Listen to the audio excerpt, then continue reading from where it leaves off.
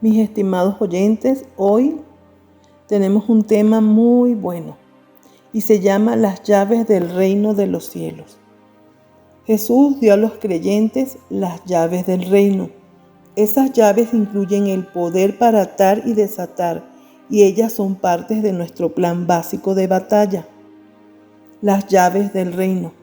Dice en Mateo capítulo 16, verso 19, y a ti te daré las llaves del reino de los cielos. Todo lo que ates en la tierra será atado en los cielos, y todo lo que desates en la tierra será desatado en los cielos. Atar y desatar. Pero el principio de atar y desatar es más que echar fuera demonios. Puedes atar el poder del enemigo para obrar en tu vida, hogar, comunidad, iglesia. Jesús nos enseñó la importancia de atar los espíritus demoníacos antes de expulsarlos. Puedes desatar a hombres y mujeres del yugo del pecado, de la depresión, del desánimo del enemigo. Es una llave al reino de Dios. En cada situación que confrontas hay una llave espiritual. Cada problema, cada desafío, el principio de atar y desatar es una importante estrategia para vencer el poder del enemigo. Podemos ver situaciones muy diferentes, muy desafiantes, pero tenemos una llave espiritual. Y esa llave es el ejercicio del principio de atar y desatar. En el nombre de Jesús. La parte final del plan básico de la batalla se encuentra en el nombre de Jesucristo. La palabra de Dios es para ser aplicada en su nombre. Oras, ayunas, usamos nuestro poder delegado y autoridad y las llaves del reino en su nombre. Lo puedes leer en Juan capítulo 14, versículo 14. Si algo pidieres en mi nombre, yo lo haré, dice el Señor. También en Juan 16, 23 dice, en aquel día no me preguntarás nada. De cierto os digo que todo cuanto pidáis al Padre en mi nombre, Él te lo dará. Estas señales seguirán a los que creen. En mi nombre echarán fuera demonios, hablarán nuevas lenguas, tomarán serpientes en las manos y aunque beban cosa mortífera, no les hará daño. Sobre los enfermos pondrán sus manos y sanarán. Marcos capítulo 16, versos 17 y 18.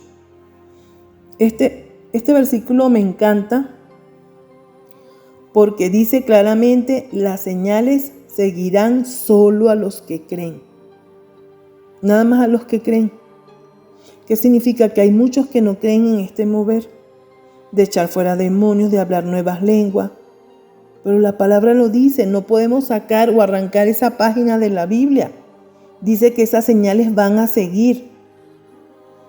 Y dice, has de enseñar, bautizar, echar fuera demonios, sanar al enfermo, vencer cada poder del enemigo mediante el nombre de Jesús, que es más poderoso que cualquier otro nombre. Y somos vencedores, no víctimas.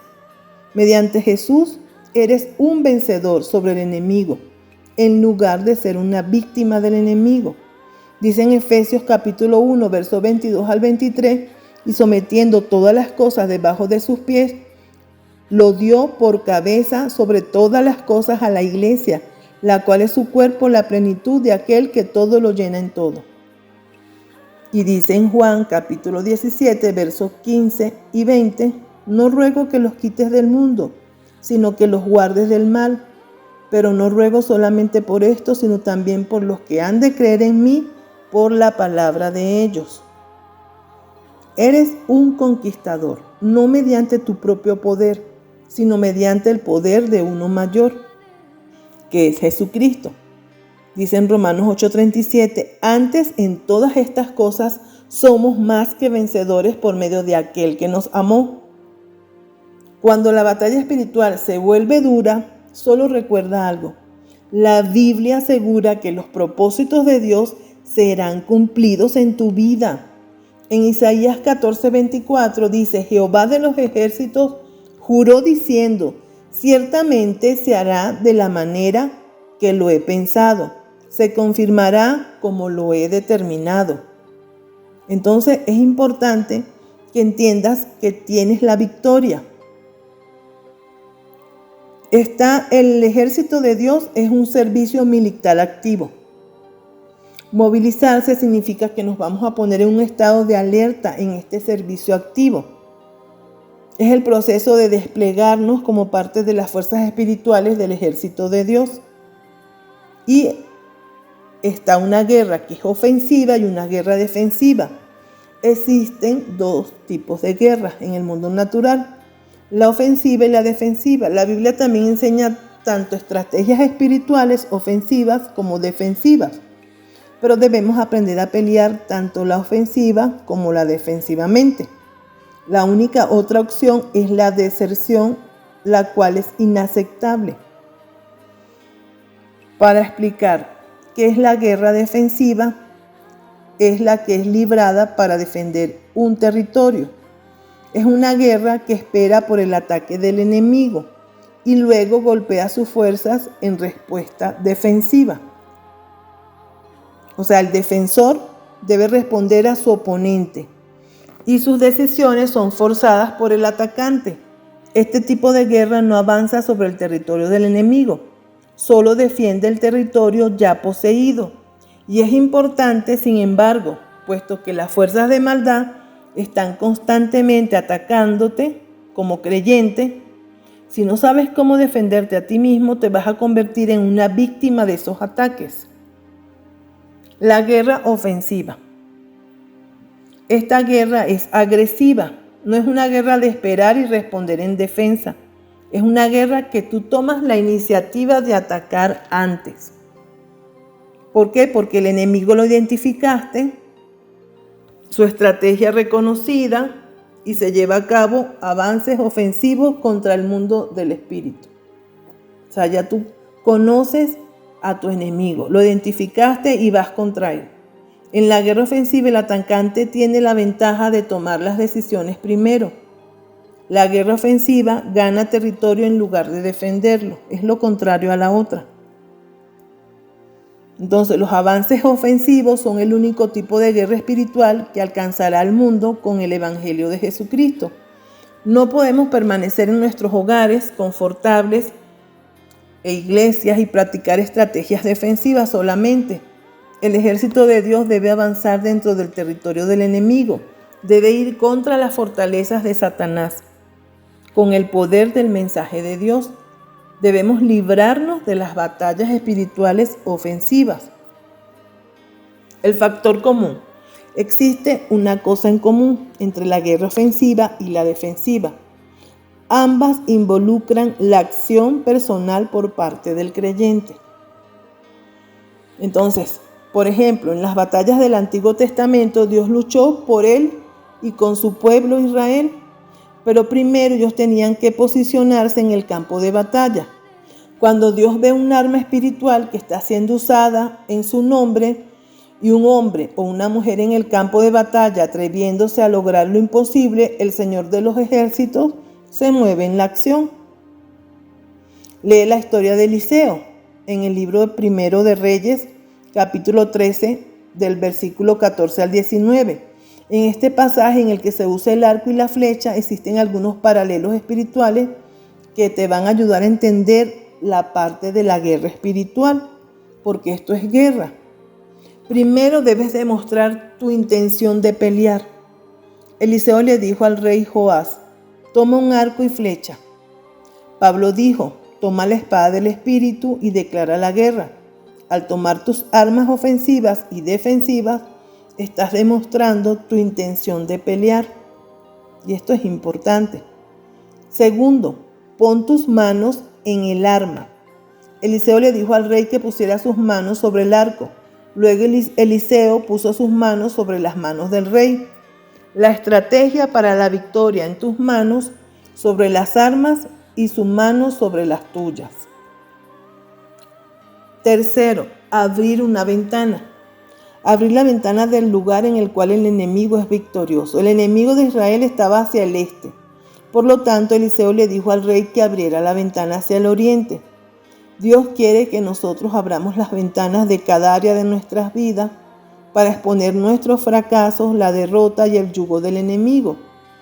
Es como que ser transparente ante Dios. Señor, mira, aquí me muestro tal como soy, te abro mi corazón, estoy abriendo una ventana. Estoy diciendo a Dios, trabaja, limpia, saca lo que no te agrada de mí. Y eso es sumamente clave. Debemos disparar. Eliseo le dijo al rey, tira, y el rey tiró. Luego Eliseo dijo, saeta de salvación del Señor y saeta de salvación contra Siria. La ventana abierta no es suficiente, el arma en tu mano no es suficiente, incluso la mano del Señor sobre tu mano no ganará la batalla, porque tienes que estar de acuerdo en que vas a luchar. Dios te va a dar la victoria, pero Dios quiere ver que accionas. Debes conocer el objetivo. Eliseo le dijo al rey que tomara las flechas y que las golpeara contra el suelo como un símbolo de victoria contra Siria. ¿Qué hizo el rey? El rey hizo de esa manera, pero él golpeó 3 veces y se detuvo. Y Eliseo le dijo, ¿qué puesto que él limitó a Dios a golpear la tierra? Solamente 3 veces. Su victoria militar sería limitada. Eso sucedió porque el rey no entendió el objetivo de la batalla. Golpeó 3 veces. Entonces Eliseo le dijo, si hubieses golpeado más, le hubieses ganado la guerra. Pero él nada más dio 3 toquecitos y se detuvo. Y Dios le dijo, tanto como quieras eliminar a ese pueblo, o sea, tú a Siria, golpea contra el piso. ¿Y qué hizo? Golpeó 3 veces. Entonces debemos conocer el objetivo. El objetivo del Señor para ti es la victoria total en cada área de tu vida y en tu ministerio. Si fracasas en entender este objetivo, entonces tu victoria está limitada. No vas a poder avanzar. Gana primero en la cámara secreta. Lo que sucedió entre Eliseo y el rey Joás en la cámara secreta aquel día determinó el resultado de la batalla con Siria. Es lo que sucede cuando entras en intimidad con Dios, lo que determina tus victorias en las batallas actuales de tu vida. Debes apartarte con Dios y hablar todo lo que hay en tu corazón. Hay muchos engaños de Satanás. Básico tanto en la guerra ofensiva como la defensiva es el conocimiento de las estrategias del enemigo. Dice la Biblia en 2 Corintios 2:11, para que Satanás no saque ventaja alguna sobre nosotros, pues no ignoramos sus maquinaciones. La palabra maquinaciones significa planes, proyectos, complot o planes solapados de carácter maligno.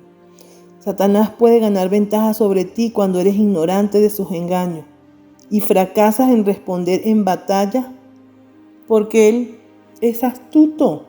Tenemos que reconocer cómo trabaja. Entonces vamos a estudiar cómo vamos a combatirlo.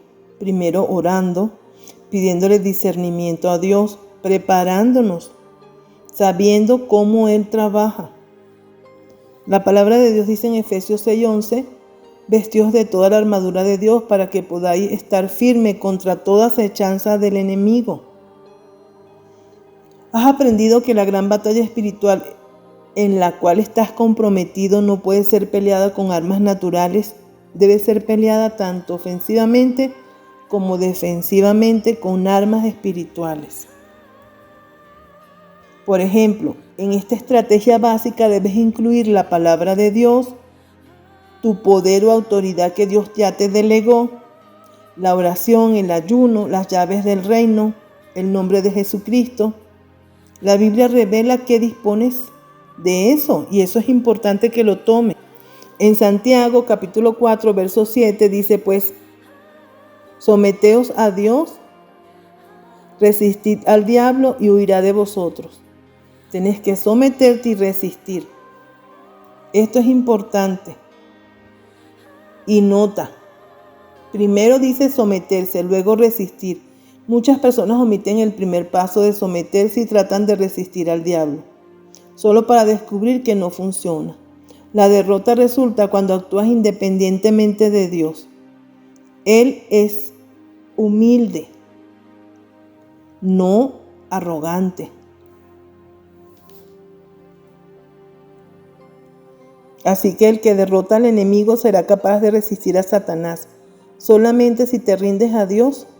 Resistir significa permanecer firme contra el enemigo y oponerse con la palabra de Dios. Así como Él le hizo a Jesucristo, escrito está, tú también vas a decir, escrito está.